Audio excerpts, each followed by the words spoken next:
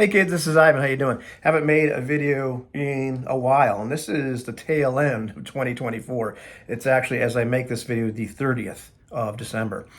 I wanted to make a video about two experiences I've had recently, which are really kind of one experience, sort of, or at least they remind me of each other.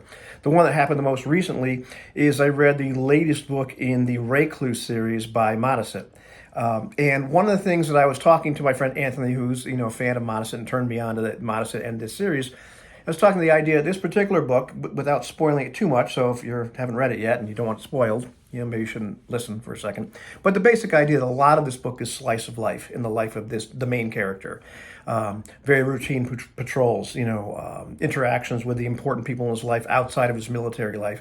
And there are a few times within the book where let's say important things are discovered or important things happen or something exciting happens. And, in talking to Anthony about this, where I said it drags a little bit, it's not a bad book. He put forth this idea that, well, maybe that's a way to show this juxtaposition between this, the normal life of this character and, punctuated by these other events and, how they're capable of, being a very different person when the situation calls for it, all that kind of stuff. Reminded me a little bit about one of the experiences we've had in Call of Cthulhu lately. These are episodes that haven't caught up on Anthony's channel. So once again, spoiler, if you're really into watching us play Call of Cthulhu, I think it's a hoot. But, Smalls and McSweeney, Brian's character and my character have been in an asylum for quite some time, at least in terms of game time. Or the time that we spend, real world time spent in the game when we get together. And so it's been session after session after session where we've spent in the hospital. We're at the sanity level where we haven't lost them as characters, but they definitely need to recover. And also other circumstances have kind of put them in these asylums. Other people have, been able to identify this guy is a little bit off his rocker. Maybe he needs help. Maybe society needs to be protected from him and all this sorts of stuff. So there we are. And very often when we play games, one of the things we can do when something like this comes up is just play another character or, until that, time lapses. Or just say, well, time passes. And after spending several months in the asylum and psychotherapy, you're back and now you've gained this much sanity, you're feeling a little bit better, all that kind of stuff. But what happened was that we ended up playing through it and having many, many sessions, which on the outside might seem kind of boring. I even remember talking to Same Old G at one point. He's like, you're still in the asylum? You're still crazy? But one of the things that started to occur to me as at the tail end of it, where it looks like we're about to get let out.